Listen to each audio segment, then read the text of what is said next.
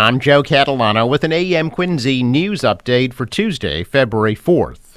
The two men who held up a Quincy convenience store last month are under arrest in upstate New York.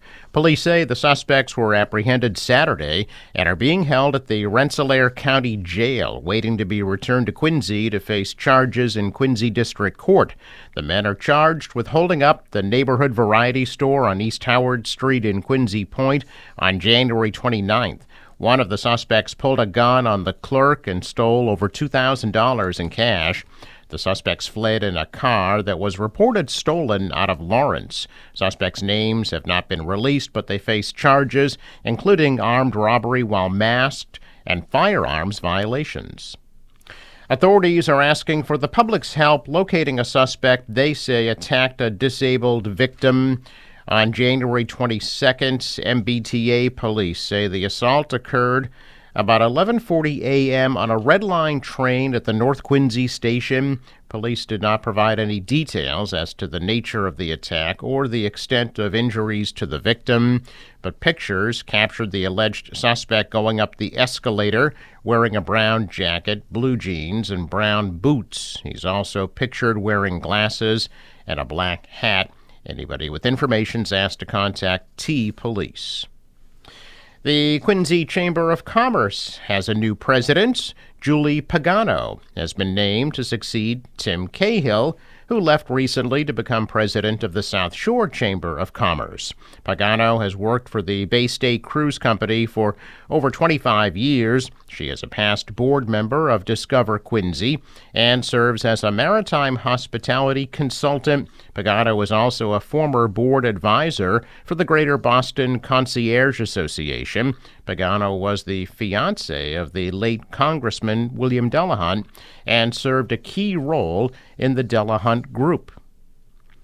Donations have been pouring in for a Quincy family displaced by a fire last month. Quincy Ward 2 City Councilor Richard Ash recently presented a check for almost $7,000 to the Hamoud family. The family of 6 were displaced by a 2-alarm blaze at their Chubbuck Street home on January 14th. The family consists of 2 parents and 4 children, ages 9 to 17. Ash says residents responded generously to a call for help, and Quincy Public School officials also stepped up to help the family. The Hamouds are currently staying at a hotel. Ash says the family is very grateful. The fire caused extensive damage and was believed to have started in the basement. The cause is under investigation, but no one was hurt. Well, a waterfront maritime festival, a drone show, and a hot air balloon festival. Some of the events that will be taking place in Quincy this year to mark the Quincy 400 celebrations. Mayor Thomas Koch has announced several activities that will be taking place to celebrate Quincy's 400th anniversary as a settlement. Other events will feature a weekend of concert performances at Veterans Memorial Stadium from internationally renowned acts, a lecture series from best-selling authors, educational and historical programming, and museum exhibits. The centerpiece of the events will be a much larger Flag Day parade on June 14th. Santander Bank is the first major sponsor of the year-long celebration. Koch says major events will be announced on a rolling basis in the coming weeks. A Brockton man is facing charges for allegedly threatening to kill workers at a local car dealership before attacking and attempting to carjack not only his Uber driver, but police as well.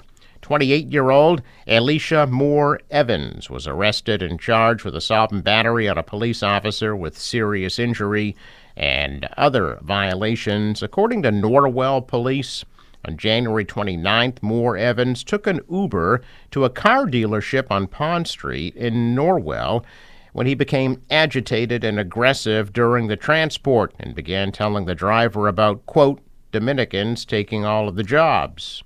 After arriving at the McLaren dealership, the Uber driver got out of the car and asked employees for help because Moore Evans was becoming aggressive.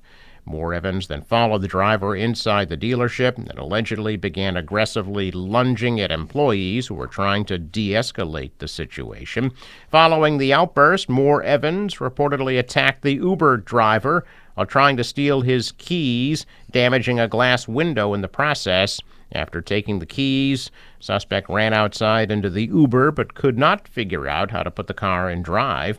Arriving officers surrounded the car, and Moore Evans allegedly exited, began walking in an aggressive manner. He was eventually taken to the ground and handcuffed, taken to a hospital, along with 2 officers that he allegedly injured. He'll be arraigned at a later date. Governor Healey refiling the Municipal Empowerment Act that would give local governments the authority to raise taxes on items like lodging and meals in order for cities and towns to potentially generate more revenue. According to the governor's office, local leaders could raise lodging taxes on hotels from 6 to 7% and meal taxes from 3/4 to 1%. Boston leaders could increase taxes on lodging from 6.5% to 7.5%.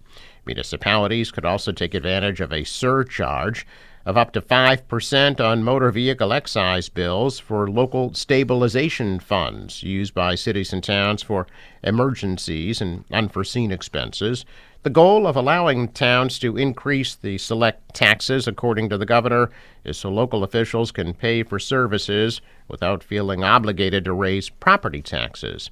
The Municipal Empowerment Act was initially filed early last year and was met with mixed reaction. Officials from multiple cities were supportive of the legislation, as was the Massachusetts Municipal Association, but business owners and groups saw the legislation as just another roadblock that could deter residents and visitors from patronizing their businesses. The bill also did not make it out of the Democrat-controlled legislature last year. Well, the largest medical device firm in Massachusetts is once again making cuts to its local workforce. Thermo Fisher Scientific Incorporated plans to lay off 300 employees across its Cambridge and Plainville sites. The job cuts will be effective March 30th. As elected officials hoisted the Black American Heritage flag over the State House on Monday, Governor Healey decried, quote, attacks on progress, while Representative Bud Williams vowed that diversity, equity, and inclusion will continue to be watchwords in Massachusetts.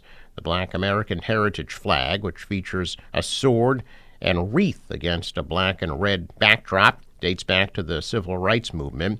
It's been flown at the state capitol in recent years under the auspices of the Black and Latino Legislative Caucus. Neither politician focused on President Trump by name, but comments at the flag-raising ceremony were geared toward the climate of the past 2 weeks since Trump returned to the Oval Office. Trump has focused on excising so-called DEI initiatives from the federal government, but Williams said that is not the way in Massachusetts.